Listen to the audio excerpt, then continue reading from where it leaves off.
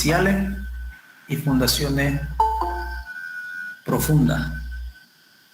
En las fundaciones superficiales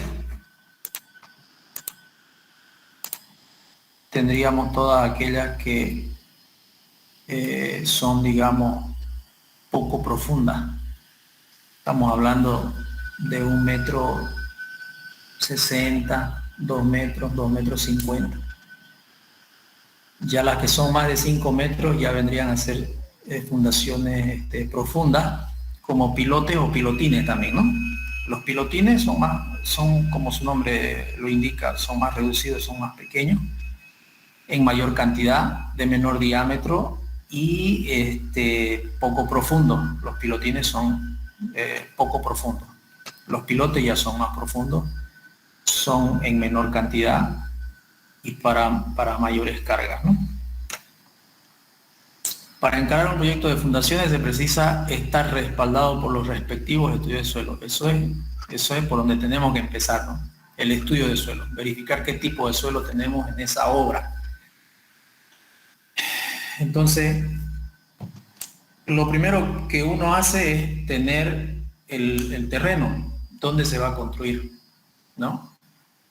Lo siguiente es, bueno, realizar el diseño arquitectónico. Ese sería el paso número 2. Realizar el diseño arquitectónico en función al proyecto que se quiere ejecutar, a la zona y a lo que se quiere, ¿no? El objetivo del proyecto. Una vez que tenemos el diseño arquitectónico, recién se procede a realizar el diseño estructural. Para el diseño estructural se puede iniciar el cálculo estructural, obviamente, sin tener el estudio de suelo, de manera preliminar. Pero finalmente debemos de tener el estudio de suelo, porque nosotros podemos analizar vigas, columnas, losas, ¿no? Sin necesidad de implementar lo que son las fundaciones. Es bueno considerar ya el tipo de fundación que vamos a implementar en un determinado proyecto al inicio del cálculo estructural, es decir, tener una aproximación del tipo de fundaciones que voy a utilizar, porque eso nos va a permitir a nosotros mover las columnas en el diseño estructural. Es decir, nosotros tenemos el proyecto arquitectónico y nosotros vamos a decidir dónde vamos a colocar las columnas, ¿no? Y eso lo vamos a hacer en función, teniendo ya en mente, nosotros teniendo en mente el tipo de fundación que vamos a utilizar, ¿ya? Con ese dato vamos a poder decir, ¿me puedo separar más entre columna y columna? O no me debo de separar mucho porque voy a utilizar este tipo de fundación, ¿ya? Puedo colocar las columnas bien cerquita porque pienso utilizar, no sé, una fundación continua o una platea de fundación donde no me va a interferir el tema de la separación entre columna y columna.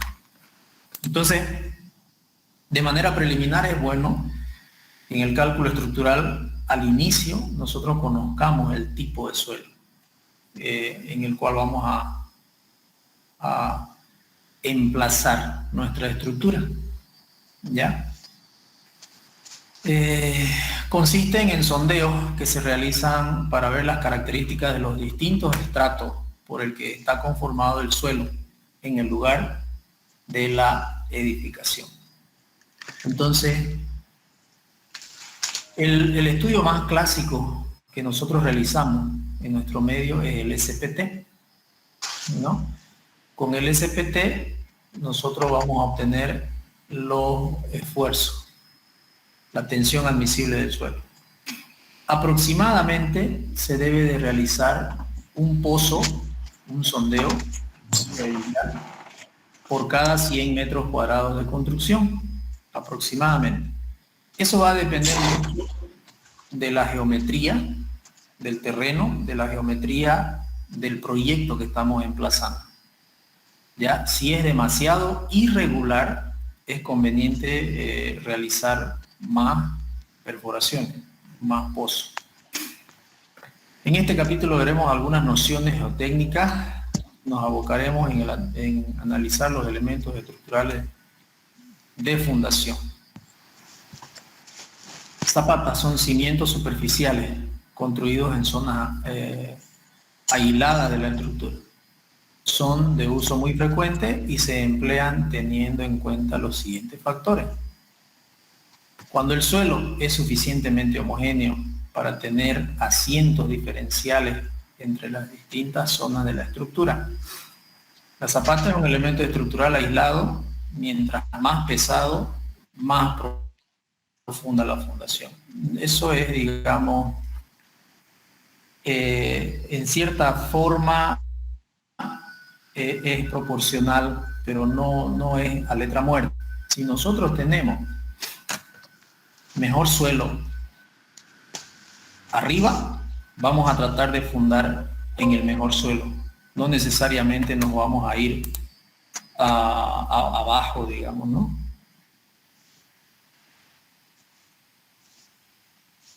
Entonces, hacemos la perforación del sondeo para el SPT, para el estudio del SPT, y vamos a tener las tensiones admisibles y los tipos de suelo, los estratos de suelo, ¿no? Es muy importante también, obviamente, identificar el nivel freático. ¿Qué profundidad a partir de la superficie del suelo tenemos agua? Porque eso va a interferir en el tipo, en la fundación, por un lado, y también va a interferir en la parte constructiva, ¿no? Eso es bastante importante, tener el valor del nivel freático, ¿ya? Entonces,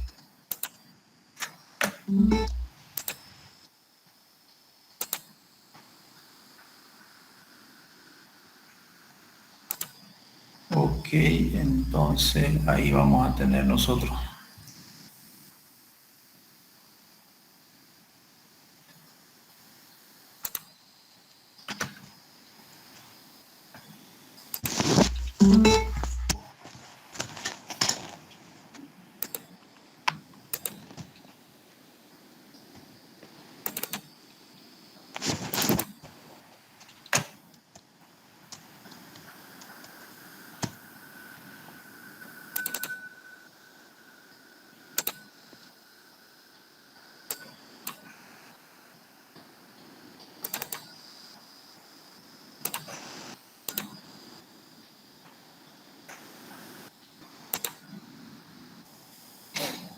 Parece que tengo AutoCAD, pensé que estaba en Vector.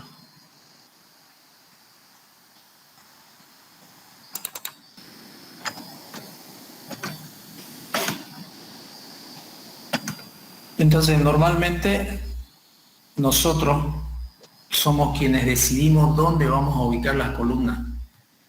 Eso es importante, dónde colocar las columnas. El arquitecto no nos va a decir dónde vamos a poner las columnas.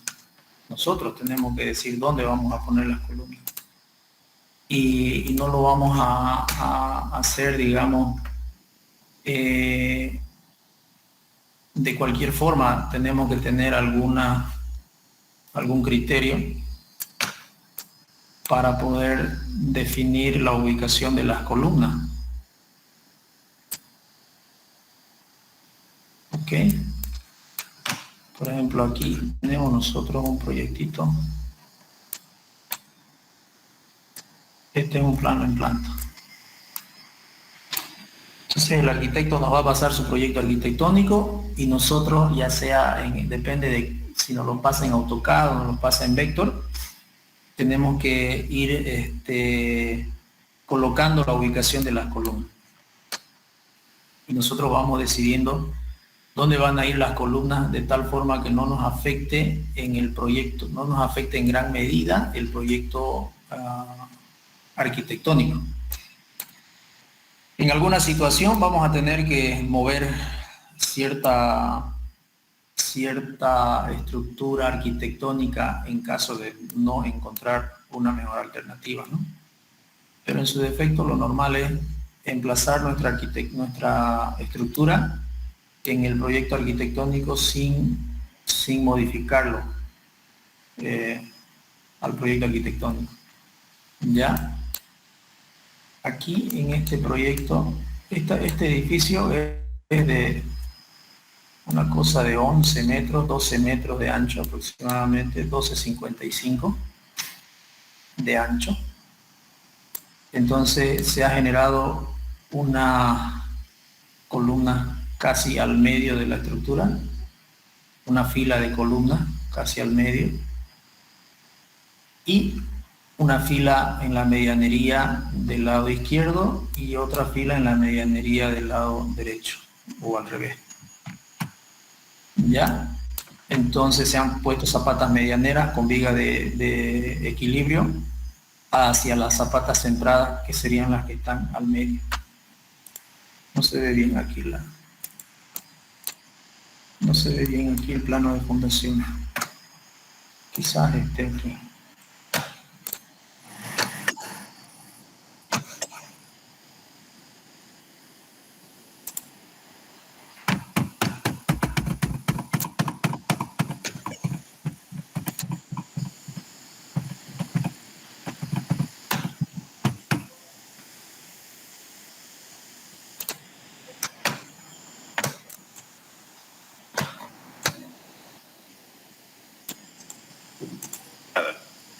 Clic en propiedades. No, tampoco.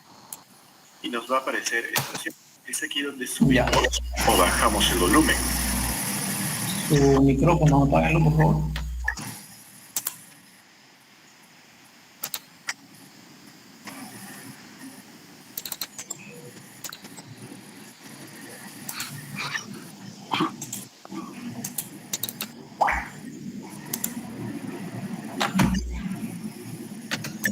Este es el edificio y esta es la disposición de las columnas y las zapatas.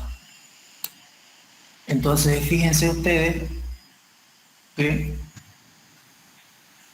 tenemos una fila de columnas en la medianería del lado derecho, una fila de columnas en la medianería del lado izquierdo, las cuales han sido arriostradas con columnas con zapatas centradas básicamente en la mitad del edificio. Y eso respetando la arquitectura, ¿no?, del proyecto arquitectónico, donde las columnas no vayan a salir en media sala, en medio dormitorio, nada, ¿no? Tiene que salirnos en un muro, tiene que estar escondida en un muro de ser posible, o por lo menos apegada, ¿no? Entonces, a estas zapatas que están en la línea medianera con el vecino y que tienen obviamente esta forma, se les llama zapatas de medianería.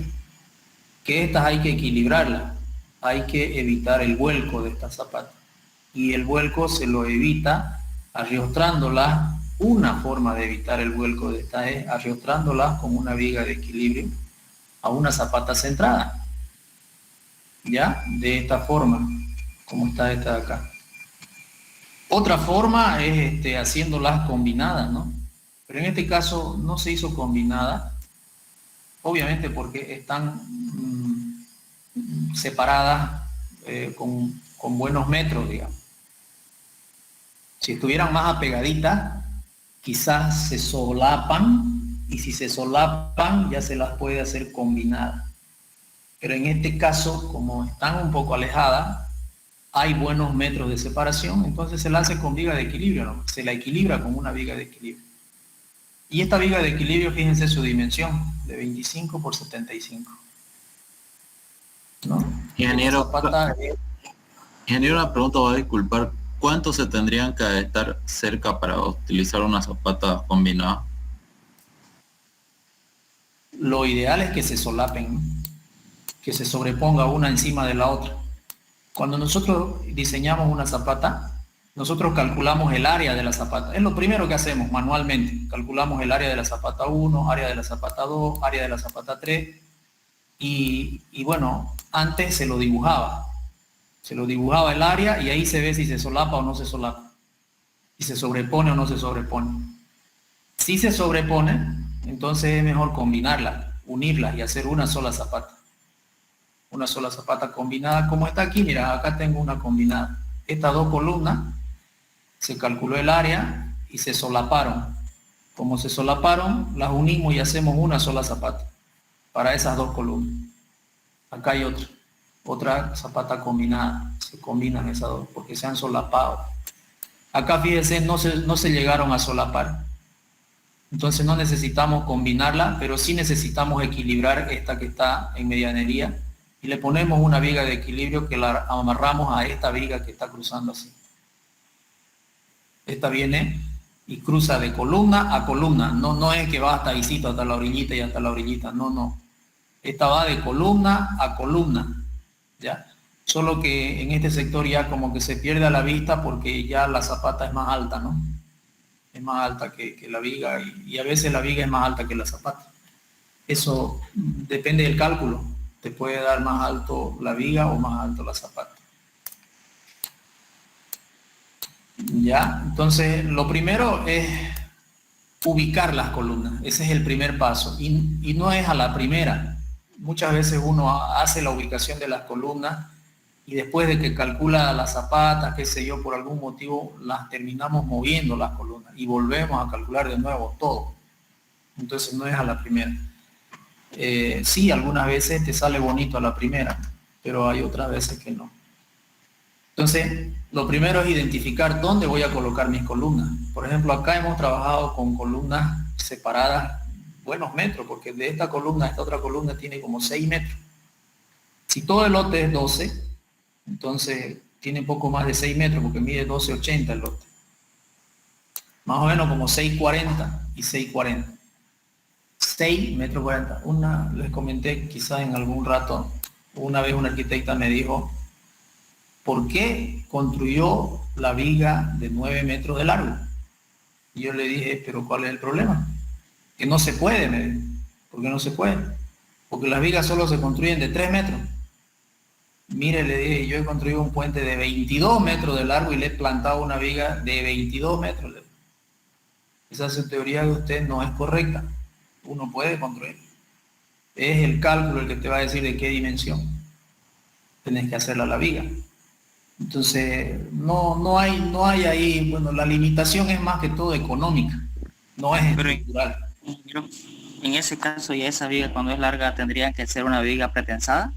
No, como te digo, cuando yo construí un puente, uno de los primeros que hice, llegué a encontrar de que entre 20 y 25 metros de largo, la viga de hormigón armado se vuelve más cara que la de hormigón pretensado. No es que no se pueda, se puede construir. Solamente que ya te entra tanto fierro que cuando calculas la platita, se te dispara. Más o menos 22 metros todavía es aceptable construir de hormigón armado. Más de 22 metros ya el precio se te va disparando demasiado y mejor conviene hormigón pretensado. En esa oportunidad yo decidí, yo estaba en el límite económicamente hablando entre hormigón armado y hormigón pretensado. Decidí por hacerlo hormigón armado porque la ubicación del lugar donde se iba a emplazar el puente era casi inaccesible. Entonces para llevar los equipos de pretensado quizás no íbamos a poder entrar con los vehículos para tesar los cables. ¿Ya? Entonces decidí esa vez meterle de hormigón pretensado porque el camino era bien accidentado en esa época y los camiones grandes no podían entrar, no entraban camiones directamente, el MS-18 prácticamente no entraba, era demasiado riesgoso. Así que decidimos hacerla de hormigón armado y quedamos en el límite, ¿no? Pero no hay aquí que la viga solamente se hace de 3 metros, eso son charlas. Ya, se va haciendo antieconómico a medida que uno va haciendo de más luz, de más larga la viga. ¿Ya? Entonces esa es la diferencia. No hay otra. Hace unos meses lo que les digo de esa obra que hicimos, de 9 metros de largo la viga, y me salió como, si no me equivoco, 65 centímetros de alto por 25 de ancho, si mal no recuerdo. O sea, ya es un poquito antieconómico. Pero eran solamente 2 vigas y no quería ver columnas en todo su garaje del cliente. Claro, si hubiera sido la arquitecta, le plantaba 3 columnas ahí, digamos, ¿no? Feísima. Yo le planté las vigas y listo, digamos. Y quedaba ahí abajo todo expedito y puedes meter más autos, 3, 4 autos, digamos, sin interferencia. Bueno, ustedes me entienden, ¿no? Porque siempre los arquitectos a veces dicen, ¿no?, que no haya columna. Me extrañó la observación esa vez de la arquitecta que me diga por qué no le puso más columna, ¿no? Entonces eso depende ya de ustedes como ingenieros. Ustedes tienen que definir la estructura y decidir la separación entre columna y columna. Ahora, ¿dónde van a tener problemas? Van a tener problemas en las viguetas. Las viguetas pretensadas, normales, comerciales, las venden hasta 6 metros.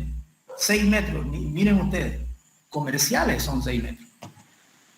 Si es 3 metros mejor, porque ellos la construyen larga, pero el cálculo del fierro que le están poniendo a esa vigueta pretensada, hasta 6 metros te puede aguantar. ¿Ya? Entonces, si son más de 6 metros, ya vos tenés que hacerte fabricar unas especiales. Y ahí es donde ya se aprovecha el vendedor, ¿no? Y te cobra más caro. O sea, encarece. No se puede decir, no se puede fabricar viguetas de 8 metros. Mentira. Sí se puede. Sí se puede. Pero ¿cuál es la situación? El precio. Entonces, se pone mucho más cara porque ya son pedidos especiales, ¿no? Si van a hacer 5, 10 viguetitas, muchas te sale muy caro. Pero si va a ser, no sé, 100, 200, 500 viguetas, bueno, ya ahí el mismo fabricante, el mismo vendedor, te puede compensar el precio, ¿no? Pero fíjense ustedes que en esta separación tiene, por decir, 6 metros, pero esta otra dirección no tiene 6 metros. ¿Ya? No tiene 6 metros, tiene menos de 6 metros. En la vigueta más larga que se ha puesto aquí es de 6 metros 40. La más larga. No me acuerdo en qué sector está, parece que estuviera por acá. 640. Pero esa fue la más larga. ¿Ya? Y en ese caso hemos hecho con complementos más angostos para que la carga pueda ser absorbida, digamos, por las viguetas que ya estaban diseñadas, digamos, ¿no? No se ha hecho un diseño especial de viguetas para esta construcción. Se ha comprado la comercial. Solamente que se le dijo al vendedor, haceme plastofores más angostos. De esa manera tengo más nervios pretensados y puedo cubrir, digamos, superficialmente toda la carga. ¿Ya? Bueno, ese es un análisis, digamos, como ingeniero ya en obra, ¿no? En obra. Eso se los quería comentar solo como comentario, qué es lo que vamos nosotros a lograr después calcular y demás cosas, ¿no? Este es un plano real, seguramente ustedes ya han visto mucho, ¿no? Este es un plano bajo normas, bajo el reglamento del plan regulador. Así ustedes tienen que presentar su plano, tienen que tener su plano de fundaciones, donde muestren todas sus fundaciones, sus armaduras de cada una de las zapatas, su planilla de armadura, de volúmenes de hormigón, un corte vertical de las elevaciones a las que se encuentran cada uno de sus pisos, ¿no? Cada uno de sus pisos. Ahí está, a 320, a 630, a 940, a 1250, 1560, 1870. Entonces esos son los niveles. Ya, eso se presenta.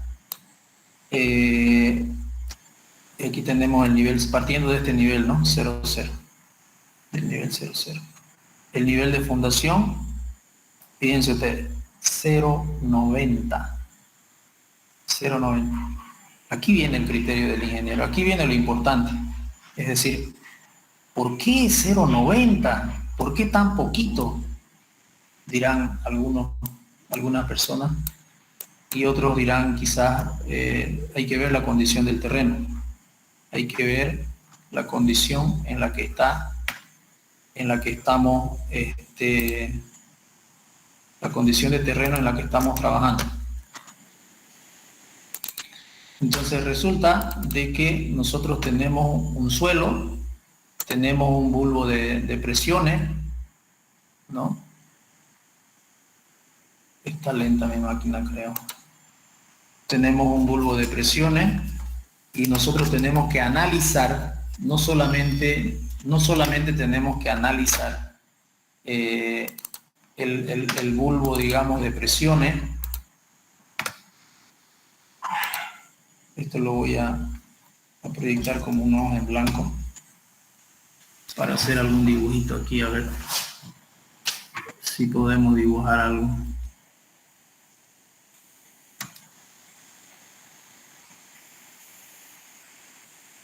Quiero ver, no me ha salido la paleta de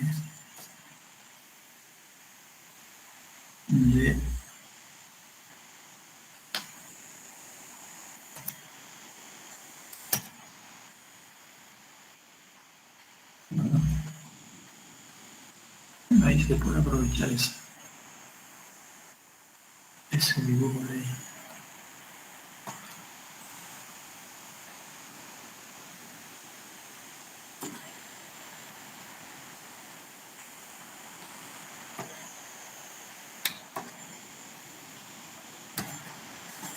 No quiere. Ingeniero, una pregunta. Sí. En el plano que estaba mostrando, ¿cómo se detallaría una contraflecha en el plano de armado? En el plano de armado tenés dos formas de hacerlo. Una forma literal, escrita, indicando que se le está dando una contraflecha de tal valor, digamos. Y otra forma en el corte longitudinal. En el corte longitudinal tú puedes detallar eso.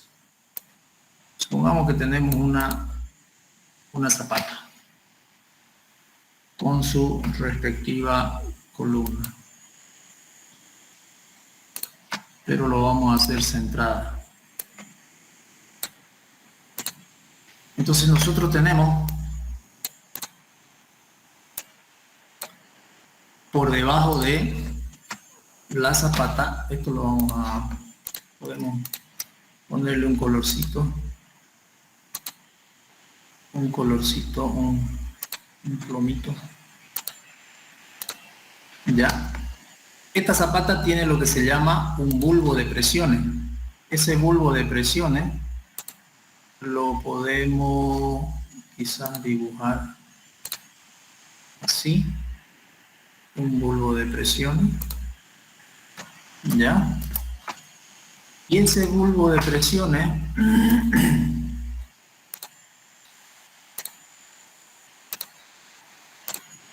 tiene valores. Bueno, son como curvas de nivel, ¿no?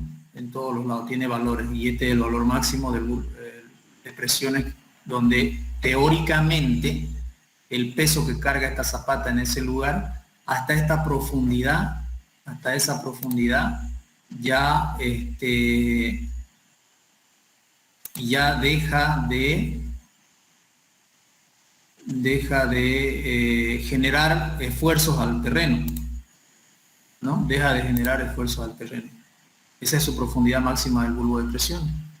Entonces nosotros, cuando hacemos el estudio de suelo, nosotros tenemos estratos de suelo, ¿no? Tenemos diferentes estratos de suelo.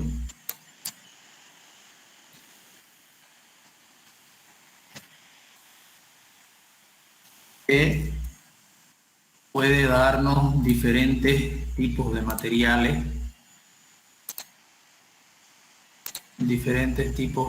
materiales, ¿no?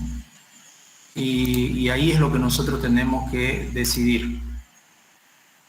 Nosotros decidimos cuál va a ser nuestra profundidad de la zapata, a qué profundidad vamos a fundar nosotros, en función al tipo de suelo que nosotros vayamos a tener en el lugar. Entonces podemos tener arcilla, arena, ripio, una mezcla de materiales. ¿Qué tipo de materiales? puedan existir. Y ahí es donde nosotros decidimos dónde fundar. Entonces tenemos un estudio de suelo y el estudio de suelo nos dice, mira, este suelo te resiste, qué sé yo, 0,2 toneladas por metro cuadrado. Este de acá te resiste 0,3 o 0,1 y este de más arriba 0,3. Entonces nosotros tenemos que fundar por encimita o donde inicia el estrato de mayor resistencia de suelo cuando estamos hablando de fundaciones superficiales. Es clave identificar en un estudio de suelo dónde se encuentra el suelo más resistente y cómo nosotros podemos fundar encimita de ese suelo más resistente. Estaba queriendo buscar el estudio de suelo acá de este proyecto, pero no sé si lo voy a pillar.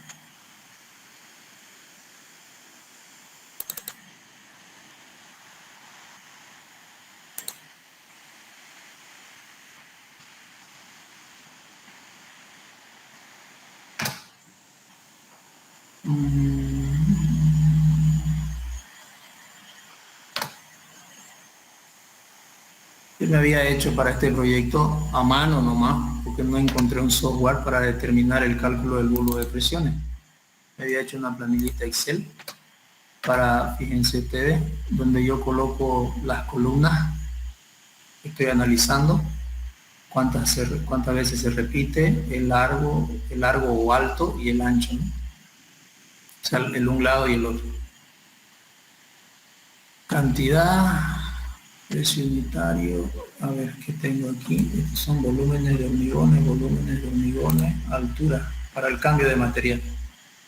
Volumen de excavación, bueno, esto ustedes ya se van a hacer, pues, ¿no? Cada uno cuando le toquen por zapata, ¿no? La zapata 1, la 2, la 3, la 4 y la 5 deben ser similares, sus dimensiones, y vamos a calculando los volúmenes de excavación que nos van a que vamos a tener para ir haciendo diferentes tipos de análisis. El primer vaciado, el segundo vaciado, el tercer vaciado. Lo más importante, la altura, aquí dice la altura de cambio de material. ¿Hasta qué altura yo necesito cambiar el material? ¿Qué profundidad? En la zapata número 1, por ejemplo, aquí esto está con fórmulas, ¿verdad? Estos son valores de entrada y estos son fórmulas.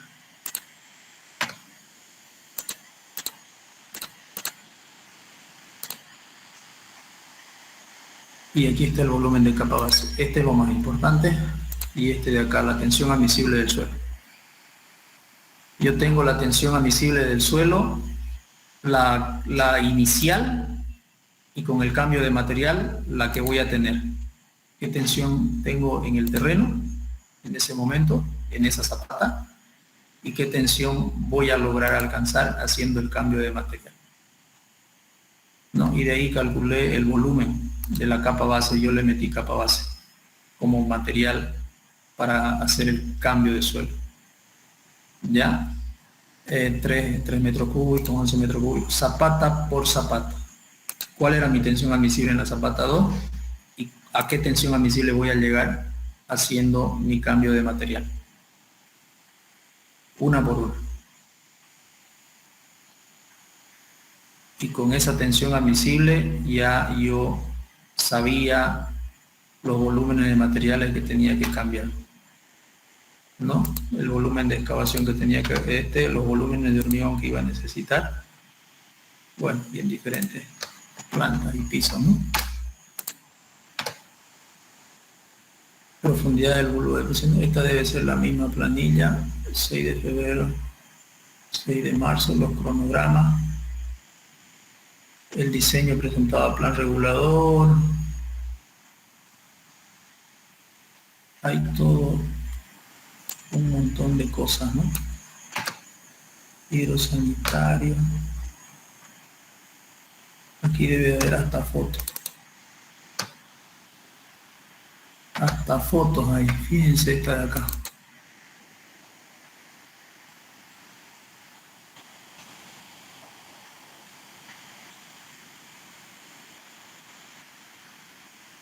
Fíjense esta de acá. Una retroexcavadora cavando para hacer el cambio de material.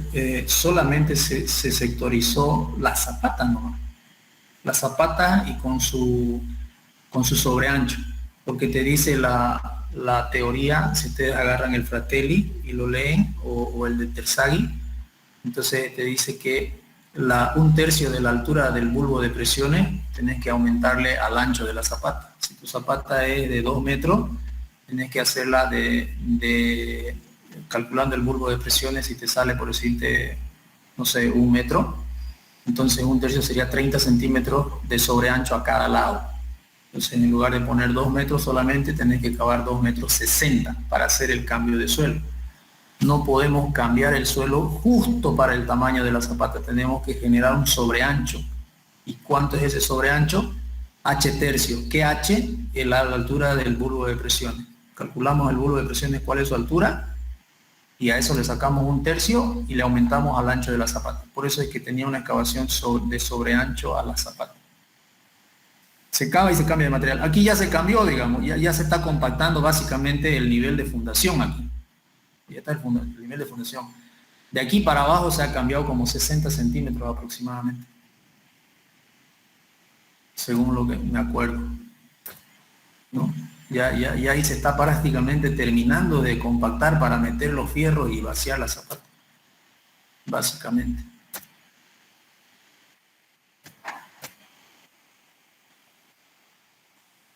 Luego se procede ya con el vaciado, ¿no? Hay un montón.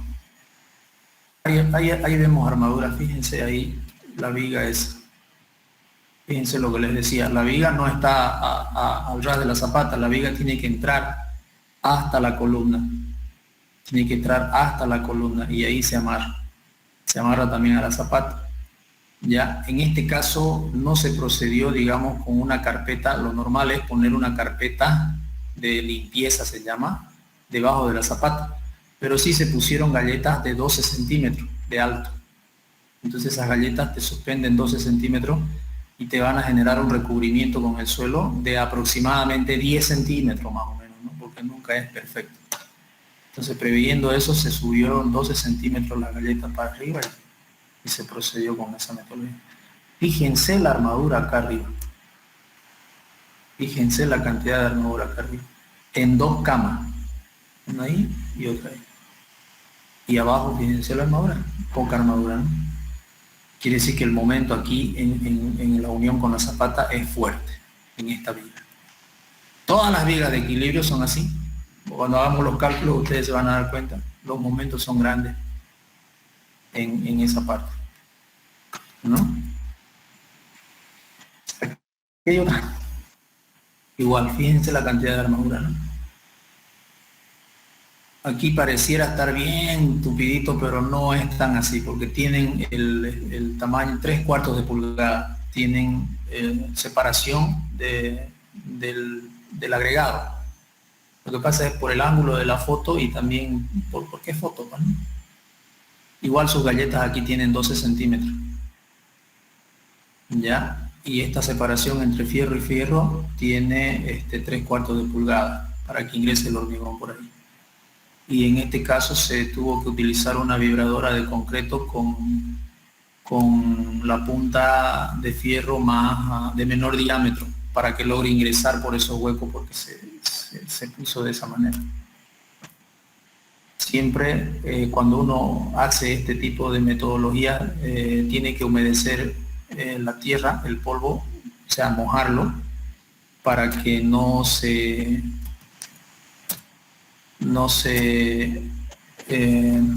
para limpiar, para lavar los fierros, para que el hormigón agarre bien a los fierros. Hay que lavarlo los fierros en el momento del vaciado, ¿no? ¿Qué pasó aquí? Parece que mi máquina está demasiado lenta. Y hay un montón de imágenes, bueno, sobre todo de las zapatas, ¿no? Acá hay algo interesante que ustedes es bueno que lo conozcan ahora y no después. Cuando uno hace este tipo de estructuras, cuando uno plantea este tipo de estructuras de vigas de equilibrio, como esta, fíjense ustedes que acá está el lote del vecino, acá arriba, y acá abajo también está el vecino. Y nosotros le estamos plantando una viga de extremo a extremo. ¿Se dan cuenta? Estamos tirándole una viga de extremo a extremo. Si ustedes no coordinan con el hidráulico, con el sanitario, con el eléctrico, van a tener serios problemas. Porque va a venir el sanitario y tiene un baño aquí atrás del sanitario. Va a bajar su tubo del baño y va a empezar a romper tu viga. Paqui, paqui, paqui, para pasar a la calle. Si vos no le has dejado como estructurista los huecos por donde tienen que pasar su instalación sanitaria, su instalación eléctrica, su instalación hidráulica. O sea que no es nomás agarrar y vaciar. En el momento del vaciado vos tenés que dejarles. Y tenés que dejarles en la altura adecuada. Porque si este va a empezar aquí, tiene que tener una pendiente. Este tubo no puede estar a la misma altura que este y que este. Porque el líquido tiene que bajar por gravedad hacia la calle. Todos tus tubos tienen que tener una altura bien calculada para que no tengas problemas después. Y eso es lo que les iba a mostrar aquí. Acá, fíjense en esta foto. ¿Se dan cuenta? Se colocan los tubos de salida, de evacuación, de todos los tipos de evacuaciones en diferentes sectores, ¿no? Puede ser pluvial, de lluvia, las evacuaciones de lluvia que tienen que salir también del edificio, y las evacuaciones sanitarias, el ingreso del agua potable, que por ahí deben estar los tubos también ya dejados, y el ingreso de los cables eléctricos. Por ejemplo, para este edificio se han metido una cosa de 18 tubos de 1 pulgada solo para meter cables eléctricos. 18 tubos de 1 pulgada solo para meter conductores eléctricos. Y por ahí en algún lugar, en alguna de esas vigas, ha tenido que dejarse los huecos para que pasen por ahí los 18 tubos. Los 18 politubos, digamos. Eso es importante en el tema de fundaciones. ¿Ya? Después, bueno, siempre en el vaciado hay que estar atentos, sobre todo al tema del cono de Abraham. Esto es clave. Esto es clave. El cono de Abraham tienen que hacerlo. Ahí se van a dar cuenta de qué tipo de hormigón están metiendo a su proyecto. Y desde el cono de Abraham hasta que estén la zapata, tienen que ir detrás del hormigón ustedes. Porque en ese proceso, en ese tramo, todo puede cambiar. Los albañiles están con su casco, con agua listinto para aumentarle agua, porque es difícil trabajar con un buen hormigón, porque tiene que ser pastoso, casi seco. Ese es el buen hormigón. Y un hormigón pastoso es difícil, es poco trabajable, difícil de trabajarlo, ¿no? Y entonces el albañil, o sea, le cuesta más, pues, ¿no? Y entonces él busca la forma de que le cueste menos y bueno, le mete agua, pues, si vos no estás ahí, le mete agua, 1 o 2 casquitos de agua, te van a ablandar su trabajo a la mitad y vos no te vas a enterar si estás distraído. Después vienen las consecuencias, ¿no? Entonces, a ver, a lo que íbamos acá, más o menos ya que con eso ustedes tienen un pantallazo así, digamos, bastante amplio, ¿no? Sobre todo esto, estas formulitas ustedes lo van a pillar en el libro de Terzaghi o en el libro de Fratelli también está, ¿ya? De mecánica de suelo, del bulbo de presiones. Ven el bulbo de presiones y todo eso, cómo se determina esos valores, ¿ya? Y continuamos. Les decía también de que hay una cantidad recomendada por punto. Estos son los puntos de sondeo que se están realizando en este proyecto. Este proyecto tiene, este es el lote y tiene esta forma. Este es un hipotético, ¿no? No es que vaya a ser siempre así. Cada uno tiene su particularidad. Cuanto más irregular la forma del proyecto, más puntos necesitamos para sondear, Ya, de un punto a otro te puede variar mucho el estudio de suelo. Yo sé que ustedes han visto estudio de suelo. Ya, a ver si encuentro un archivo de estudio de suelos aquí.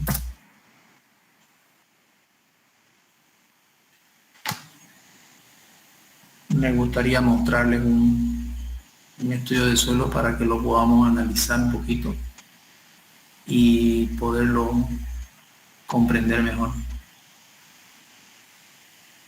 Espero que haya. Aquí hay uno.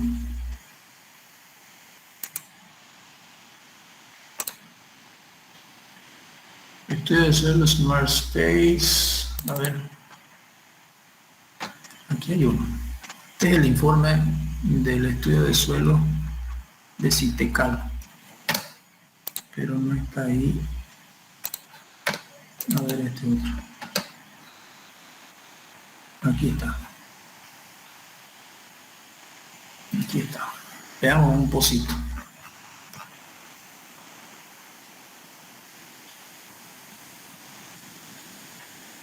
SPT1, SPT2. Aquí está el pozo, un pozo y otro pozo. Este de acá. Podemos hacerlo rotar hacia la derecha y ahí lo tenemos. Entonces fíjense ustedes. Este pozo. SPT número 1 es un pozo número 1. Esto está en el segundo anillo, entre el segundo y tercer anillo. Está en la universidad, Avenida Bush, barrio Faremaf. ¿Cómo es la tensión de suelos en esa zona? Aquí tenemos la tensión admisible, la fatiga del suelo, 0.46 kilogramos por centímetro cuadrado. 0.46 kilogramos por centímetro. Quiere decir que tenemos una carga, el suelo ese aguanta 0.46 kilogramos cargados en un centímetro. Si le cargamos más de 0.46 kilogramos a un centímetro de área de suelo, ese suelo falla. Eso nos está diciendo esto, ¿no? Y ese 0.46 se va a volver 4.6 toneladas por metro cuadrado, ¿no? Ya, en otras unidades. Pero eso está a qué profundidad. Aquí está la profundidad. ¿Vale? Profundidad en metros, 10 centímetros, 90 centímetros. Estamos hablando de aproximadamente 1 metro y su poco, 1,20 m más o menos, ¿no? Ahí dice 1,20 m. Aproximadamente a 1,20 m tenemos una tensión de 0.46. Pero aquí ya tenemos otro estrato de suelo, ¿no? Otro estrato de suelo. Fíjense ustedes, a los 90 centímetros cambia el suelo. Los primeros 90 centímetros, arena limosa, sin plasticidad de condición in situ suelto, de estado parcialmente saturado, de una densidad relativa suelta, estructura heterogénea de coloración marrón, de interpretación geológico o geológica, abanico aluvial. Cambió el suelo a los 90 centímetros. Arena limosa, sin plasticidad de condición in situ semiestable, de una densidad relativa de muy suelta a suelta, de coloración marrón claro, de interpretación geológica, abanico aluvial. Y luego tenemos otro estrato. A partir de los 2,20 m tenemos otro estrato que incrementa todavía un poquito más, 0,50 su tensión admisible. Pero fíjense ustedes que ya estamos hablando de 2 metros de profundidad, ¿no? 2 metros de profundidad.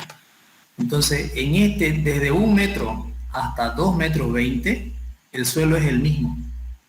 Yo podía haberlo fundado a cualquier altura en esa profundidad, desde 1 metro, si hubiese querido trabajar con este suelo, ¿no? Mi nivel freático a 2,40 m. Y de ahí abajo tenemos, va mejorando el suelo, 0,63. Y más abajo, a 4,30 metros, 1,15, 1,70, va a mejorar. Entonces lo más feo es la primera parte, el primer metro, en ese pozo.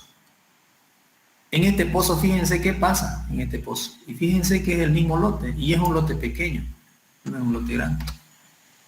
Los primeros 1,20 m tenemos 0,50, similar al anterior en la primera parte. Y a partir de los 2 metros aproximadamente se cae la tensión a 0,38. Se cae la tensión a 0,38.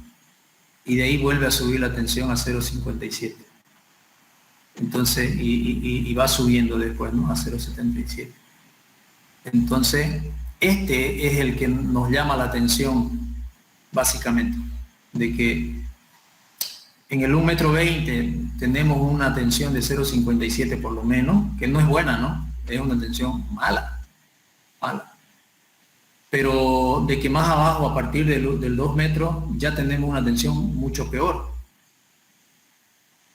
Entonces nuestro bulbo de presiones no tiene que tocar esa parte. O sea que nuestro bulbo de presiones no tiene que llegar a 2 metros. Y si llega tiene que ser, o sea, un mínimo, digamos, no tiene que llegar gran esfuerzo a los 2 metros de profundidad. Por eso es que se decidió fundar lo más arriba posible. Y lo más arriba posible fue 90 centímetros. Fundamos a 90 centímetros y desde los 90 centímetros aproximadamente al 1,80 llegaba nuestro bulbo de presión. Al 1,80. Y ya teníamos todavía un colchoncito de unos 20 a 30 centímetros antes de llegar al suelo malo. Que ya teóricamente, en teoría, no le llega ningún esfuerzo a ese suelo malo. Entonces ese es el criterio que ustedes tienen que tener al momento de decir, a este nivel voy a fundar. Analizar todo su perfil, todas sus tensiones y ver dónde tengo la mejor tensión. Ahora, claro, si económicamente pueden llegar a los 3 metros para fundar, bueno, adelante, digamos, ¿no? Si ahí está el suelo más bueno. De todas maneras, yo nunca pasaría de 2 metros, es decir, ya serían pilotines, ¿no? Ya serían pilotines. Optaría por poner pilotines directamente. Y si es todavía más profundo, ya pilote. No trabajamos con zapata ya. La zapata normalmente hasta los 2 metros como máximo. ¿Ok? ¿Alguna pregunta? Sí, ingeniero, tengo una pregunta. A ver. Entonces, ese nivel de menos 90 centímetros de las fundaciones viene siendo la base de la zapata. Correcto. La base de la zapata. Donde asienta la zapata. Usted cava 90 centímetros y ahí asienta su zapata. Ojo, no se ha fundado con esta tensión. Se ha cavado 90 y de ahí se han cavado otros 90 para hacer cambio de suelo, para volverlo a rellenar. Ustedes han visto que tenía en mi bulbo acá, en mi análisis, parto con una tensión real del suelo de 0,6 kilos por centímetro cuadrado y consigo, con el cambio de material, con las características del nuevo suelo, consigo 6.5, 6.05. Y esta tensión la consigo, pero no es que yo la consigo y me olvido. Para calcular mi zapata 1 o mi zapata 11 en este caso, yo trabajo con esta tensión. Y con esta tensión calculo el tamaño de mi zapata 11. Con esta otra tensión calculo el tamaño de mi zapata 12. Con esta otra tensión calculo el tamaño de mi zapata 13. ¿Entienden? Entonces, de zapata por zapata, compañero. Bueno, por lo menos yo lo hago así, ¿no? No sé otro. Pero yo lo hago así, lo analizo zapata por zapata para verificar. Y ya si no hay mucha variación, agarro la más desfavorable, por decir algo, que sería la menor, y con esa calculo todas las demás. Pero si yo agarro la menor tensión, me va a salir mi área más grande, mi zapata me va a salir más grande. Si la tensión es mayor, mi zapata es más chiquita, ¿no? Porque es básicamente fuerza sobre área, no es más. ¿Ya? La tensión es fuerza sobre área. Entonces, eso que quede claro, no es que yo he agarrado y le he plantado la fundación directo a este 0,5 o a este 0,46, no, ni idea. Hemos mejorado el suelo para colocar la fundación. Se ha fundado a 90 centímetros, sí, pero de ahí se ha acabado como que otros 90 centímetros más, y en algunos casos 1,20 m, para volver a rellenar compactando. Y se rellena 20 centímetros, se compacta. 20 centímetros se vuelve a rellenar, se vuelve a compactar. Por camadas de 20 centímetros. Y tratando siempre de compactar en su humedad óptima del suelo mejorado que van a utilizar. Yo le metí capa base. Pueden usar otro tipo de suelo también. ¿No?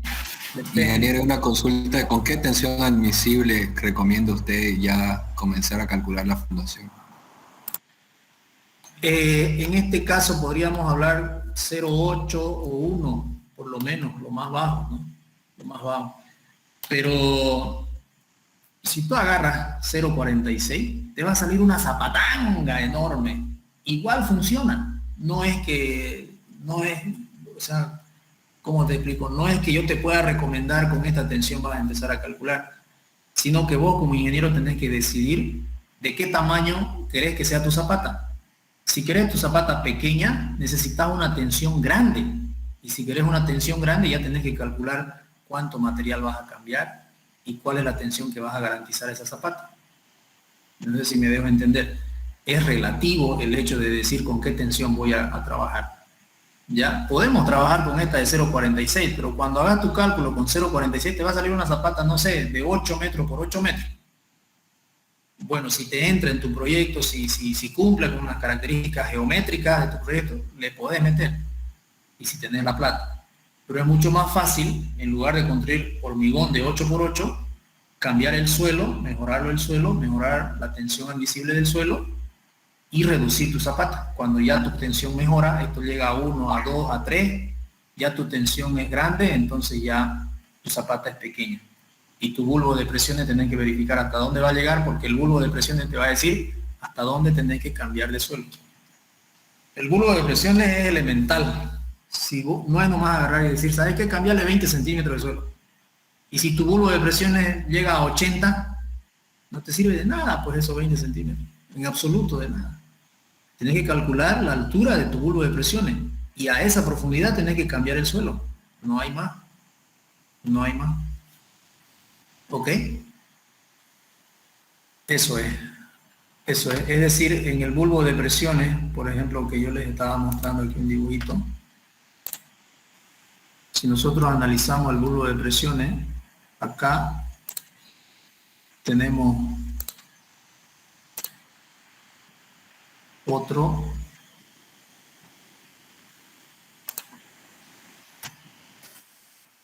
y podemos tener todavía otro por acá. Este lo voy a hacer chico, así.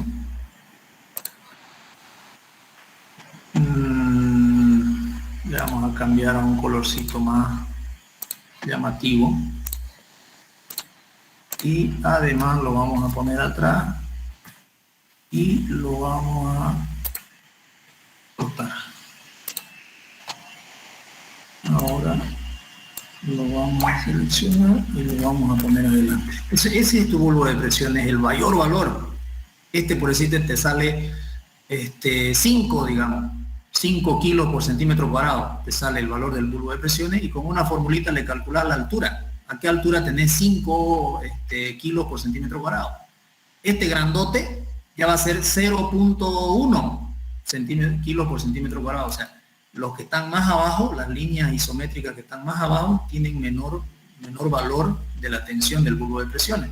Entonces vos sabés que a esta altura de, qué sé yo, 50 centímetros o 20 centímetros, necesitas un material que aguante 5 kilos por centímetro cuadrado. Entonces a esa altura vos vas diciendo, esta va a ser capa base, esta va a ser, aquí abajo le voy a poner subbase, la voy a cambiar por subbase, porque aquí ya mi bulbo de presiones me entrega una tensión de tanto y con mi capa subbase yo puedo alcanzar esa tensión. Y ya aquí al final este bulbo grandote ya me solicita solamente 0,4 y mi terreno natural aguanta 0,46. Entonces estoy dentro. Hasta ahí llego yo. Ese es el análisis que tenemos que hacer.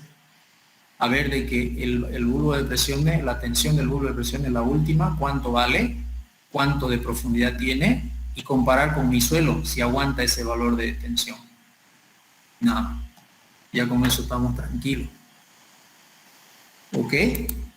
Más o menos esa es el análisis, digamos, que se hace para garantizar, ¿no?, la estabilidad del edificio. No es solamente el cálculo, hay que hacer un análisis. Y hay fórmulas para poder guiarnos de hacerlo lo mejor posible, ¿no? Entonces, estábamos aquí.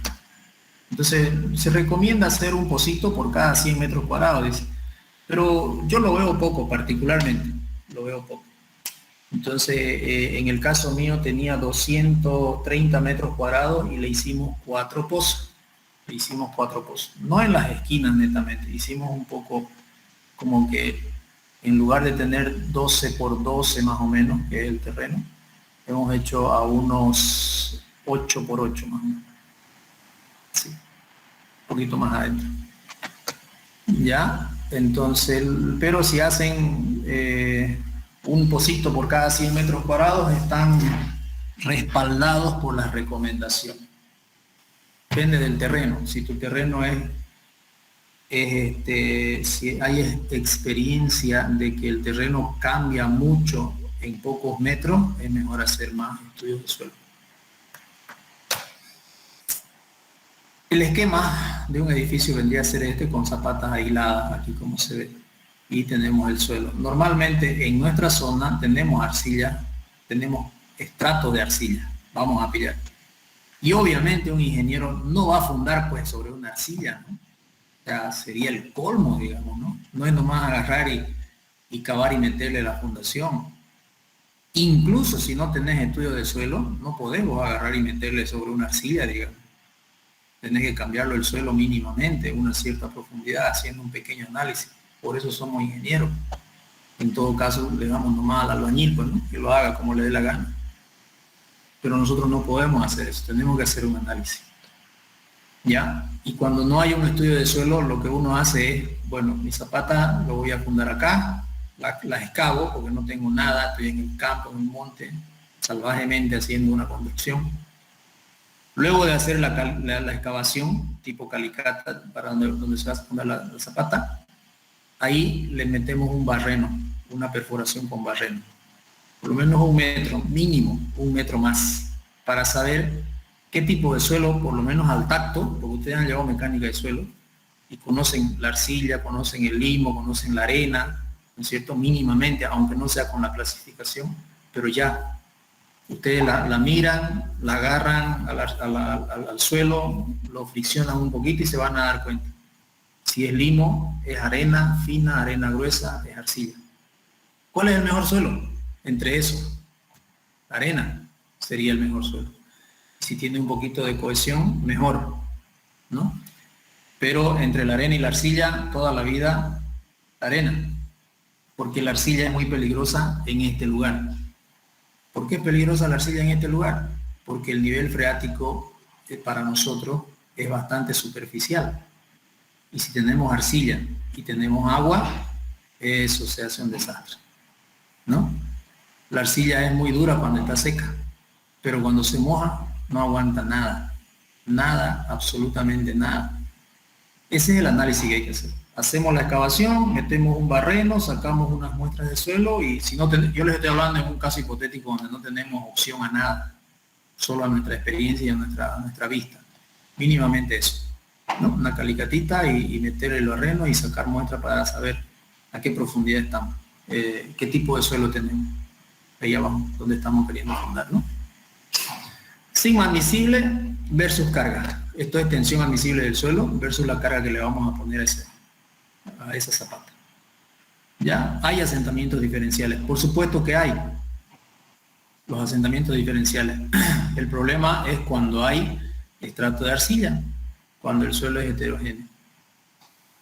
Estos asentamientos diferenciales se logra compensarlo en gran medida cuando nosotros variamos el tamaño de las fundaciones en función al tipo de suelo que tenemos. O sea, lo ideal fuese que le hiciéramos un estudio de suelo a cada fundación. Eso sería fantástico. Eso sería lo ideal, ¿no? Y en función a ese tipo de suelo, con esa tensión que tiene esta parte del suelo, diseño mi área de la fundación. Y esta otra área, aunque tenga la misma carga, no me va a salir lo mismo si mi tensión admisible es diferente. No me va a salir lo mismo. Me va a salir o más grande o más pequeña. Entonces, si yo coloco el área adecuada para una tensión admisible que soporte el suelo, el asentamiento diferencial en teoría, académicamente, digamos, tiene que ser el mismo, exactamente el mismo. ¿Dónde hay variación en el asentamiento? Cuando yo le pongo el mismo tamaño de zapata a toditos los huecos, siendo que hay huecos que tienen un suelo muy diferente en tensión admisible que los otros.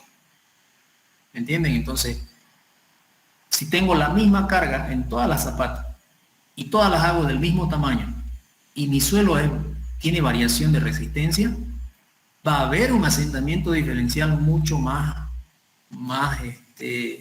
llamativo, mucho más peligroso, entre comillas, ¿no? Entonces, para evitar esa situación, una de las cosas es que las zapatas sean adecuadas al tipo de suelo que tenemos en ese punto, en ese lugar. ¿Ya? Las zapatas pueden ser aisladas, son aquellas que toman la carga en un solo pilar. Esta carga puede ser centrada o excéntrica. Esta es una zapata aislada, una zapata solita, no tiene vigas de equilibrio de ningún tipo, nada, solita. Y este es su corte, ¿no? De la zapata, este es el corte. A esto le llamamos H, la altura de la zapata, y este H sub 0 es la altura de esa parte de la zapata. Ya, tronco piramidal. La columna tiene un valor que va a salir del cálculo, y nosotros siempre le incrementamos a esa columna a cada lado 10 centímetros y listo. Y ahí vaciamos nuestra zapata.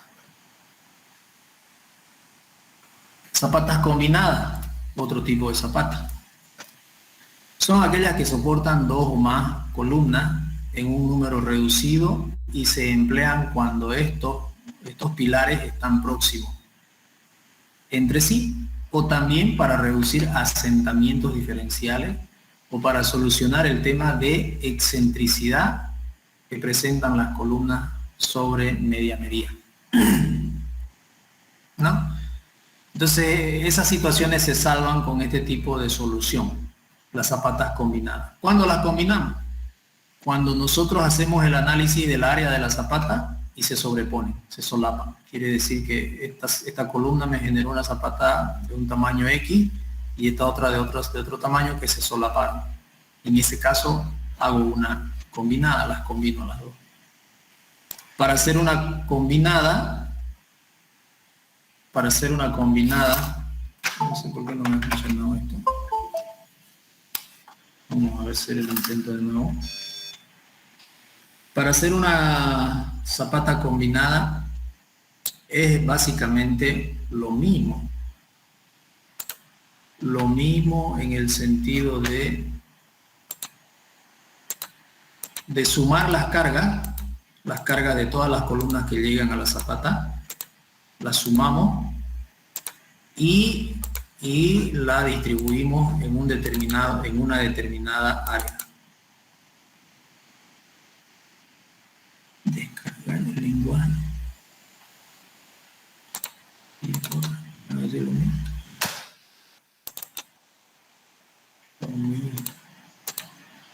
Pero eso hay que buscarlo.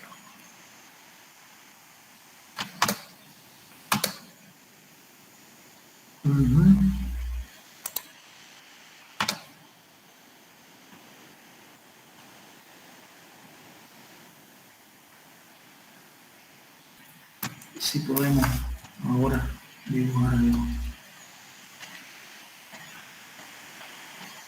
Entonces, bueno, si nosotros tenemos una determinada columna y en cierto lugar tenemos otra columna, cuando nosotros calculamos la zapata, digamos que esta nos sale una zapata de un tamaño determinado. ¿Y cómo calculamos ahorita? Esto es física 1 prácticamente. Y esta otra nos salió más grandota. Y se solapó. ¿Por qué no sale más grandota? Porque tiene mayor carga. Simplemente eso, tiene mayor carga.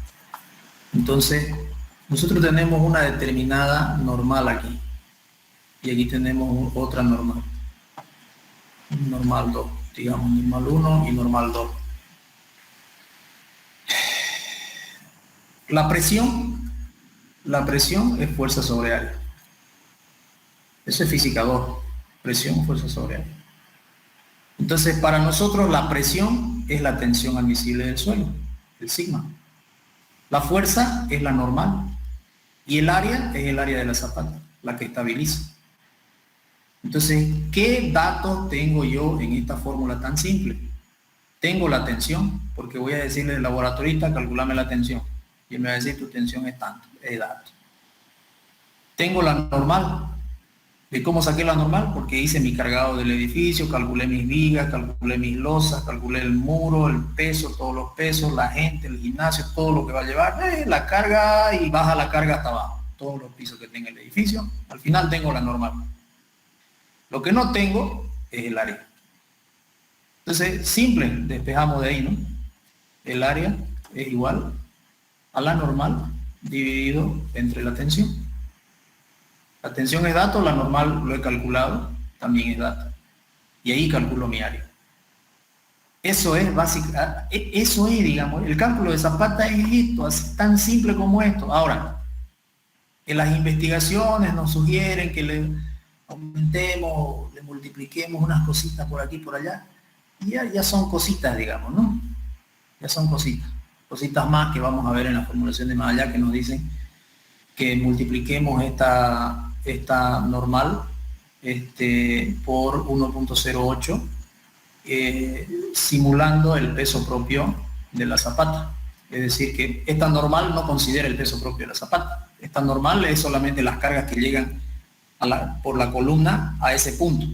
Ya está incluido el peso propio de la columna, pero no el peso propio de la zapata.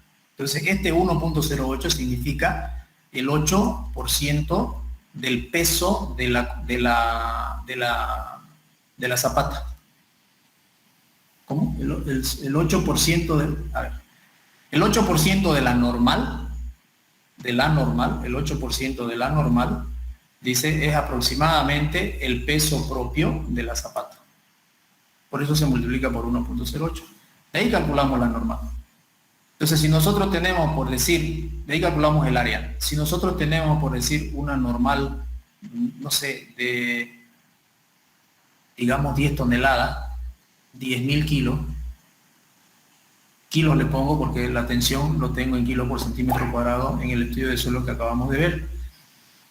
Y si reemplazamos nosotros aquí los 10.000 kilos, dividido entre una tensión que hemos visto que decía 0.6 más o menos, ¿no? Nos salía kilos por centímetro cuadrado.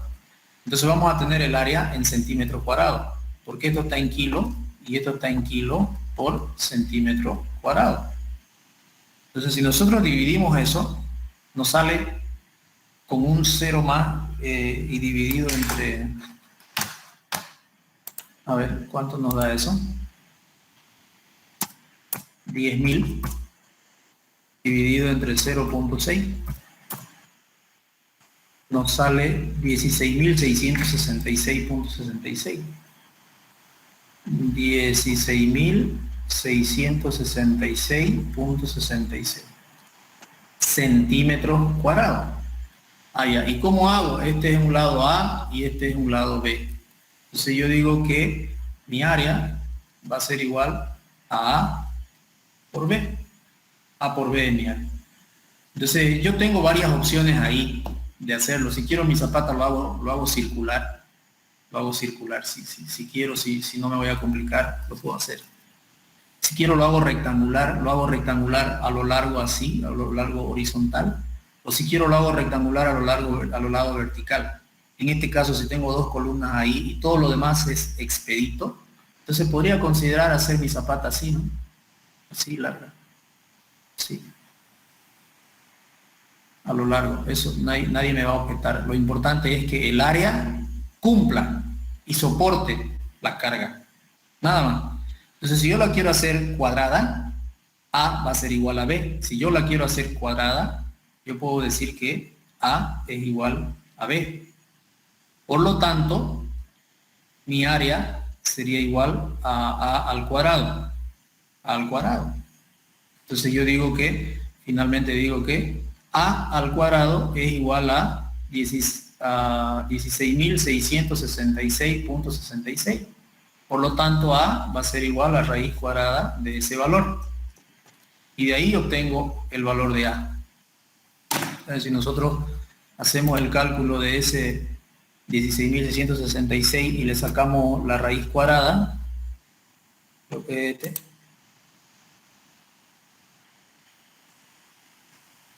129.1.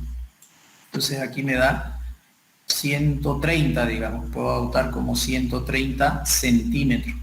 ¿Qué significa? En metros, mi lado A vale 1.3 metros igual a mi lado B. Pero también yo puedo decir que mi lado B sea igual a 2 veces mi lado A. Entonces mi área sería igual. Si mi área era A por B, en lugar de yo poner A por B, yo voy a colocar A por el equivalente de B. Mi B vale 2 veces A. Entonces mi área va a ser igual a 2 veces A al cuadrado. Eso va a ser el valor de A, 2 veces A al cuadrado. Y reemplazándolo acá, voy a tener así, ¿no? A al cuadrado igual a este 16.666.66 dividido entre 2. Ese va a ser el valor de A. Y ahí calculo A. Entonces, como y raíz cuadrada me faltó, ¿no? Bueno, a ambos elementos le saco la raíz cuadrada. Entonces, ahí calculamos eso. Ese 16.666.66 lo divido entre 2 y le saco la raíz. Me sale 91 centímetros, 91.3, 92 pongamos. Entonces ahí le ponemos de que A salió 92 centímetros. Ese es el valor de A. Si A vale 92 centímetros y mi área es igual y B es igual a 2 veces A, entonces yo puedo calcular B. Entonces el valor de B va a ser igual a 2 veces 92, 2 por 9, 18, 184. 184 centímetros. Eso sería valor de B. Entonces este es el valor de B y este es el valor de A. Así puedo hacerle lance a este solapamiento y ya calcular como zapatas aisladas. ¿Por qué me empecino en calcular como zapatas aisladas? Porque es lo más barato. Porque es lo más barato y funciona. O sea, es decir, cumplimos técnicamente y cumplimos económicamente. Ese es el ingeniero que uno tiene que sacarse el sombrero. El que te hace cumplir técnicamente y el que te hace ahorrar los precios al máximo. ¿Ya? Ahora, obviamente que si tengo aquí otra zapata que se me va a solapar con la otra, ese es pues el análisis que uno tiene que seguir haciendo. Yo estoy analizando solamente este caso, ¿no? Yo puedo, mi zapata, incluso hacerla triangular si me da la gana. Rectangular, trapezoidal, circular, lo que ustedes quieran. Lo importante es el área, no la forma, ¿no? No la forma, el área. Ustedes hagan cumplir el área y obviamente que su columna esté en el centro de gravedad de su zapata. Eso tiene que ser. Porque si no está en el centro de gravedad de su zapata, ya no es una zapata aislada centrada, ya es una zapata aislada excéntrica. Ya tiene un momento volcador. Y ahí tienen que buscar la forma de cómo equilibrar esa zapata. Y ese es otro análisis que se van a cargar si no logran hacer de que su columna esté en el centro de gravedad de la zapata, ¿no? Y esa es otra cosa. Otro análisis. No sé si tienen alguna pregunta y no sé si le han entendido a esta parte. Ingeniero, tengo una pregunta ahí. Diga. Entonces, en caso de que nuestras zapatas, aunque sea estén muy próximas, pero no se lleguen a solapar, no sé, quizás unos 15 centímetros, aún así lo podemos dejar como aisladas las dos. Sí, la pueden dejar como aislada, aunque se apeguen, así, aunque se apeguen, la pueden dejar como aislada. Al momento del vaciado, eso como... Eso le iba a decir. Pero hay que tener en cuenta las complicaciones que se va a generar usted, que le va a generar usted a sus albañiles. ¿Ya? Le va a generar una complicación constructiva, por un lado, y si sus zapatas se acercan y dejan un espacio menor a 50 centímetros, usted se va a dar cuenta que si las une de una vez y calcula el área de toda la zapata, hasta le sale más barato unirla. En ese caso, cuando su zapata se acerca casi y se apega la una con la otra, le sale más económico unirla de una vez y hacerlas combinadas. ¿Me entienden? Entonces, eso habría que tomar en cuenta. No hay una especificación, una norma que te diga, ¿sabes qué? Si tu zapata está a 20 centímetros, combinala. No. El criterio es del ingeniero. Si usted quiere, la combina. Si no quiere, no la combina. Está cumpliendo la norma y lo va a calcular así. Pueden estar sus dos zapatas a pico ahí. Si usted la puede construir y no la va a complicar mucho o tiene la estrategia para hacerlo, lo puede hacer. No hay ningún problema. Cumple con la matemática. ¿Ya? Pero si usted ya un poquito va más allá y piensa un poquito, hace un criterio técnico y opta por hacerlo, por combinarla, es la mejor opción. Sobre todo para los albañiles. En ese caso ya, su zapata, usted define un lado de la zapata. Lo mismo que hemos hecho acá. Nosotros definimos que A va a ser 2 veces B, ¿no? Usted puede decir también que, ¿dónde dijimos? Dijimos aquí que B va a ser 2 veces A. Usted también puede decir que B va a ser 3 veces A, o puede decir que B va a ser 4 veces A, o puede decir que B va a ser 5 veces A, lo que usted vea conveniente. Este es solo un ejemplo, ¿no? B igual a 2 veces A. Usted puede decir que B va a ser igual a 3 veces A. Entonces le va a salir más delgadita y más larga. Pero siempre tratar de que tiene que colocar su columna en el centro de gravedad de la zapata. Tiene que estar. Entonces, usted define el ancho, un lado de la zapata lo define usted. De alguna manera, cuando yo digo aquí que B es igual a 2 veces A, ya lo estoy definiendo el valor de B. De alguna manera ya lo estoy dando por hecho. También puede decir usted, este lado B va a ser 1 metro, punto. ¿Por qué? Porque Aladingo está mi vecino y no me quiero subir a su terreno. Ahí está la línea divisoria y tengo solamente ese espacio, 50 centímetros acá, y para que sea simétrica y esté en el centro, en ese eje, mis columnas, entonces necesito 50 para allá y tiene que ser 50 para acá, para que no sea, para que no se desestabilice en ese eje. Entonces usted agarra y dice, este lado B va a ser 1 metro, listo, no hay problema. Si usted dice que B vale 1 metro, hace el mismo análisis y va a calcular A y le va a salir el valor de A. Y le va a salir el valor de A y la va usted a trazar a su zapata, la va a dibujar. Y si le conviene, le convence, lo deja ahí. Si no le convence, hace otra iteración. Busca otra relación, otra solución. Ahora, incluso usted también puede decir, desde aquí, hasta mi eje, yo voy a volar lo que usted vea conveniente. 1 metro, 2 metros, 1.5. ¿Ya? ¿Por qué voy a volar 1.5 metros? Porque acá justo a 1.5 tengo mi pozo absorbente, mi cámara séptica, no sé qué, y no lo puedo invadir. Ya, entonces bueno, volar 1.5 metros. No tengo más opción. No pasa nada. Lo demás se va a ir a este lado de acá. Esto te va a salir ya como resultado de este análisis. Te va a salir el valor ya.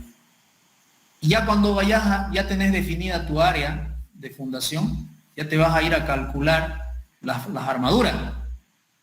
Cuando vayas a calcular las armaduras, ya ahí te va a salir un tipo de armadura para este voladizo de 1.5 y otro, obviamente, tipo de armadura para este otro tramo, ¿no? Porque las distancias son diferentes. Fíjense que uno cuando calcula esta zapata, lo único que hace es generar básicamente, simular que esto es una viga así, voladizo, un empotrado. Nada más. Entonces la carga Q por L cuadrado sobre Q por L cuadrado medio, Q por L cuadrado sobre 2. Y cargamos y todo, y por L, esa es la L al cuadrado sobre 2, y con eso calculamos el momento y calculamos las armaduras directamente. Eso es, y lo hacemos como si fuera una viga, nada más. Así de simple. Entonces, más allá, en fundaciones, más allá del cálculo de armaduras, está el criterio para definir el tipo de fundación que voy a usar, la forma de mi fundación que me conviene usar, y si voy a hacer combinadas a una parte de mi estructura, otra parte la haré aislada, algunas haré platea, entre 4 columnitas, a veces se hace platea, ¿no? Donde hay ascensores normalmente toca hacer platea en ese pedacito, pero también se pueden hacer 2 combinadas así alargadas y también funciona, ¿no? Depende del tamaño del ascensor. Si el ascensor es pequeño, mejor una platea. Si el ascensor es bien grandecito, de pronto convenga hacer 2 zapatas aisladas. ¿Ya? Entonces es así de básico, les cuento esto. Así de básico. Partimos de física 2 para encontrar lo que estamos buscando acá. Y eso lo vamos a ver acá también. Bueno, esa es la parte de las zapatas combinadas, cómo se las combina. Aquí tenemos un corte. En corte se ve esto, ¿no? De la misma forma. H, la altura total, y H sub 0, la altura de la parte inferior. Esta es una zapata continua. Continua se le dice cuando son más de 2 columnas. Entonces se llama continua. Cuando son solamente 2, se llama combinada. Esa es la única diferencia. El cálculo es el mismo. El análisis es el mismo.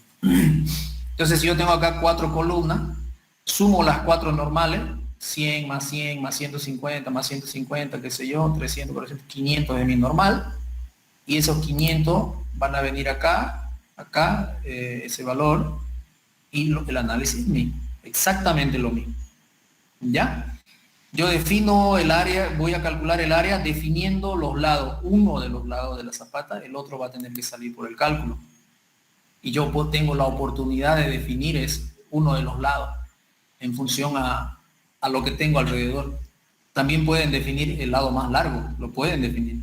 ¿Por qué? Porque de repente aquí tengo un objeto que un obstáculo, y a este otro lado también tengo un obstáculo, y solamente tengo 50 aquí y 50 aquí, bueno, pues defino esos límites que ya me está establecido en el terreno por algún motivo, tengo esa longitud para trabajar, y al otro lado se va a hacer más ancha. Se va a hacer tan ancha cuanto logre cumplir con la fórmula matemática. Y si tengo espacio a ambos lados, perfecto. Entonces, lo que no tengo que hacer es desplazar de este eje mi fundación hacia arriba o hacia abajo, porque ahí sí que ya me complico con el tema de la excentricidad. Se aparece una excentricidad y ya se me complica el equilibrio, ¿no? El equilibrio del elemento estructural. Zapata continua bajo muro, el mismo criterio que esta zapata combinada. Básicamente es lo mismo. Tengo un muro de carga, portante de carga, y tengo que hacerle una zapata. Es la misma zapata y tengo la carga distribuida linealmente. En este caso mis cargas son puntuales, donde mi viga va a tener momentos así, digamos, negativos y positivos.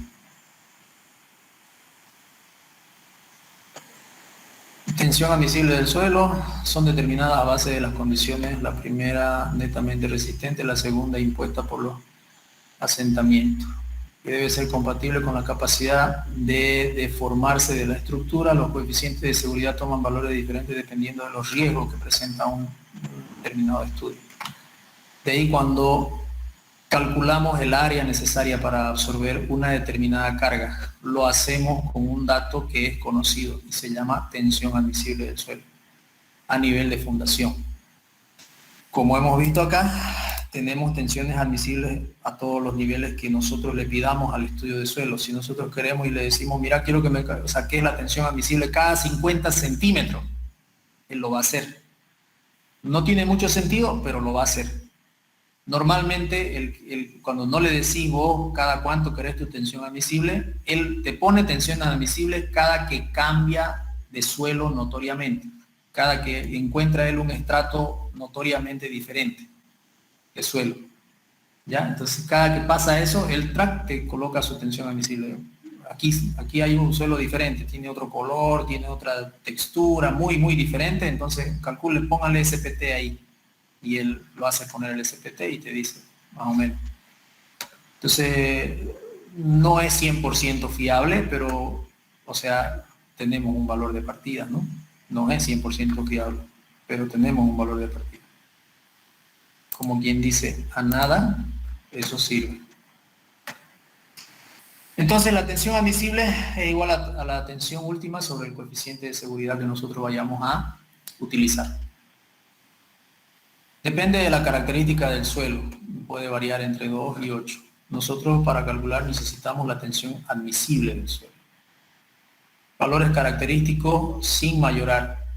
Tensión admisible es igual a la normal que llega por la columna más el peso propio de la zapata dividido entre el área de la zapata.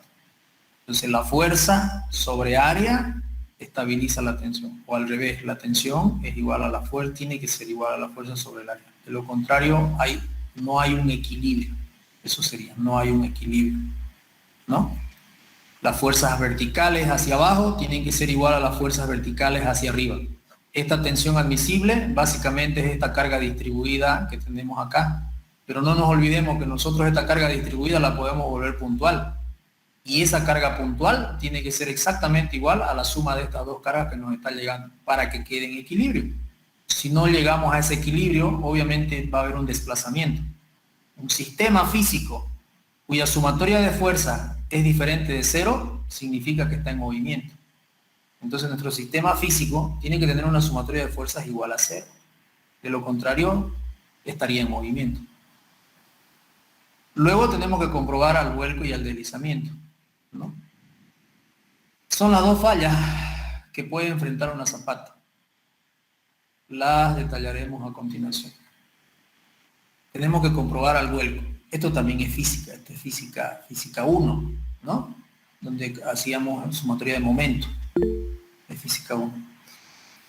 Entonces se generan dos tipos de momentos. Un momento equilibrador y un momento volcador. El momento equilibrador dividido entre el momento volcador debe ser mayor o igual a 1.5. En otras palabras, el momento equilibrador debe ser mayor o igual a 1.5 veces el momento volcador, porque este m sub b puede pasar a multiplicar acá, ¿no? Entonces, el momento que equilibra debe ser mayor o igual a 1.5 veces el momento que vuelca la estructura. ¿Ya? Ese 1.5 está muy ajustado. Yo diría 2. Es como dice acá, ¿no? Acá dice, nuestro factor de seguridad varía entre 2 y 8. Entonces, normalmente, por lo menos yo, agarro con 2.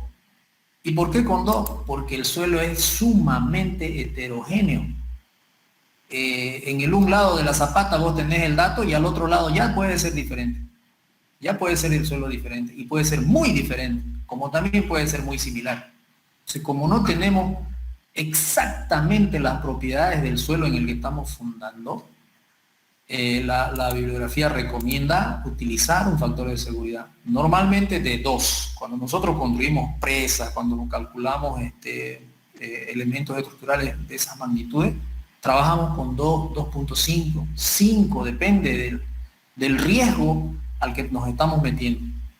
¿Ya? La clave es acá, el factor de seguridad que vamos a utilizar. Entonces, ¿qué es el momento? Aquí dice, ¿no? Creo que no hay aquí, a ver.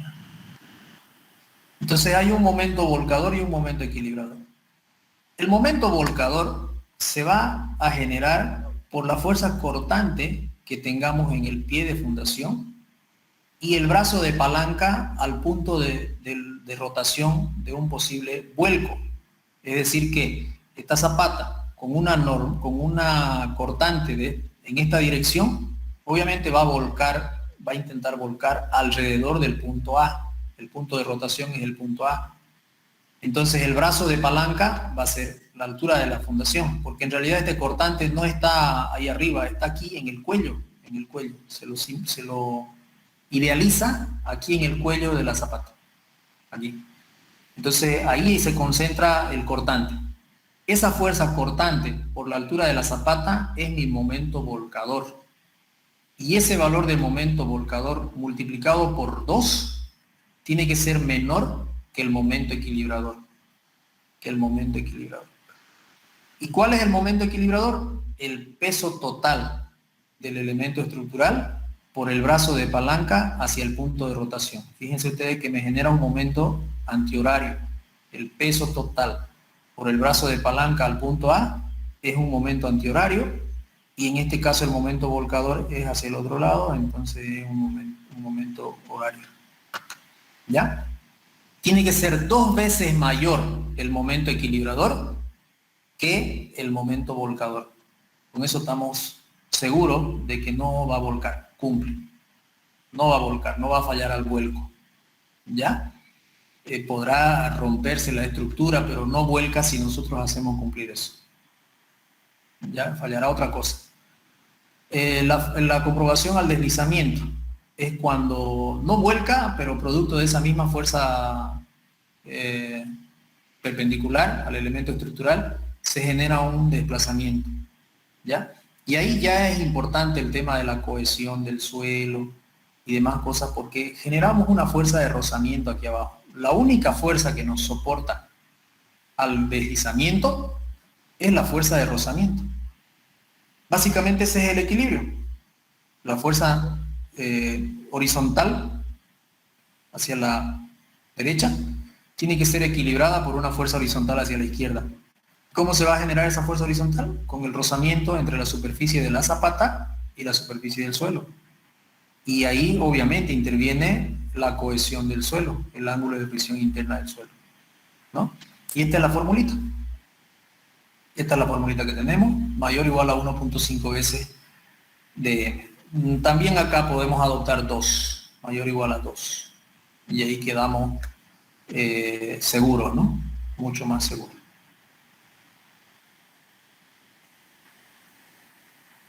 Las distribuciones de la tensión del suelo por debajo de la zapata. Esa es otra historia. Ya estito más vamos a hablar, se nos acabó el tiempo. Cuando nosotros hablamos de una zapata rígida, debemos de considerar lo siguiente. ¿Cuándo es una zapata rígida? Vamos a ver acá, zapata rígida, aquí está. Si esta longitud B es igual a 2 veces H, entonces es zapata rígida. Si esta longitud B, esta longitud de vuelo, esta longitud B, es mayor que 2 veces H, entonces es zapata flexible. Quiere decir que la zapata es grandota. ¿De qué pueden hacerlo tan rápido? ¿No? Su micrófono, por favor. Entonces, este análisis hay que hacer una valoración, ¿no? Para saber si estamos ante una zapata rígida o ante una zapata flexible. Y ahora, ¿cuál es la diferencia? ¿Cómo funciona una zapata rígida? Una zapata rígida tiene este comportamiento ante suelo cohesivo y ante suelo no cohesivo. En un suelo cohesivo tenemos unas tensiones admisibles que tiene esta forma, así pronunciada, cuando la zapata es rígida. Nosotros para nuestro trabajo, no trabajamos con esta forma del suelo, del comportamiento real del suelo. Nosotros hipotéticamente calculamos un rectángulo uniforme, una tensión uniforme del suelo sobre la zapata. Pero eso no es real, ¿no? Sabemos que no es real, pero nos facilita el cálculo y es algo aproximado. Cuando el suelo es no cohesivo, tenemos esta forma de distribución real del suelo, de esfuerzo del suelo sobre la zapata. Y nosotros también asumimos un rectángulo. Ese es el comportamiento en zapata rígida. Fíjense en zapata flexible. Fíjense qué ocurre en zapata flexible. En un suelo cohesivo, la zapata flexible tiene un comportamiento casi rectangular, mucho mejor que la zapata rígida. En la zapata rígida tenemos una marcación más pronunciada de la reacción del suelo sobre la estructura. Acá no, acá es casi rectangular, es casi perfecta, rectangular. Pero si el suelo es no cohesivo, es decir, tenemos un mejor suelo, entre comillas, un suelo mejorado, más duro, entonces la tensión del suelo en el centro de gravedad de la zapata va a ser mucho más grande que en las orillas. Si nuestra zapata es flexible. Estamos hablando, zapata flexible, aletas grandes, longitud de vuelo grande, grandota.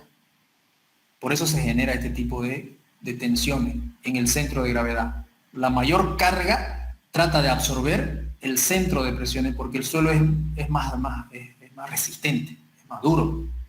Y entonces donde cae la fuerza, el suelo le opone su resistencia y trata de solucionarlo solito ese punto, ¿no? Ese punto trata de resolver el problema y lo demás acompaña. Pero cuando el suelo es débil, entonces como que la zapata se acomoda al suelo y se compensa totalmente. ¿Ya?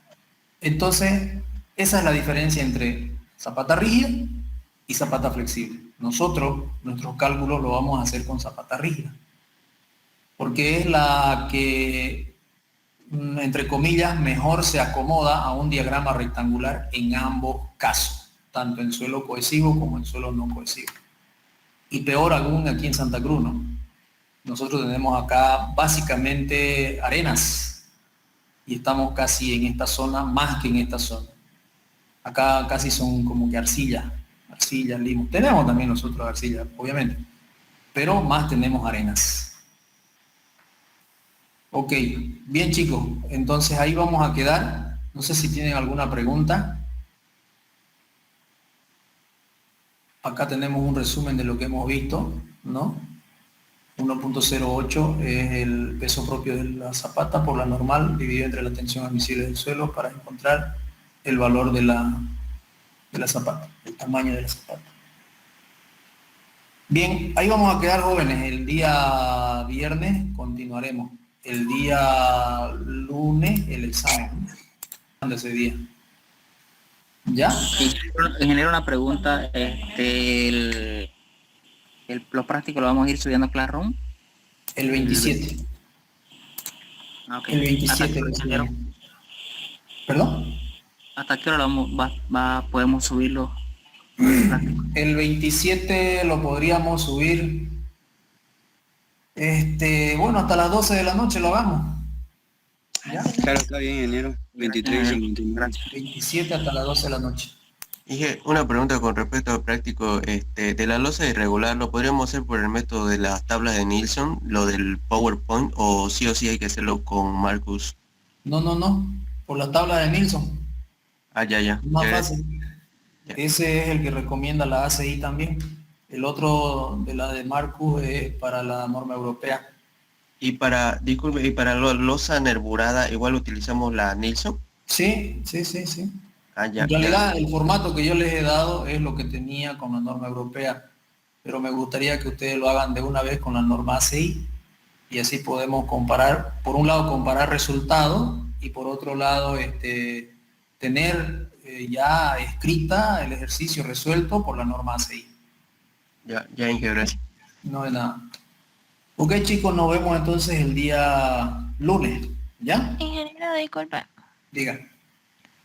Con respecto al examen, ¿va a ser que usted lo va a subir al Classroom o cómo va a ser? Yo les voy a pasar las instrucciones del examen y tienen que alistarse con cámara, un escritorio, una lámpara en una esquina de un cuarto. Más o menos esos son los parámetros que les doy para que lo vayan viendo. ¿Ya? Ingeniero, mejor si eso lo anota hoy día y ya nosotros vamos teniendo en cuenta eso, por favor. Se lo voy a pasar esas recomendaciones para ese día. Hoy día, más de un ratito se las voy a pasar al WhatsApp. Ya, gracias. Ok.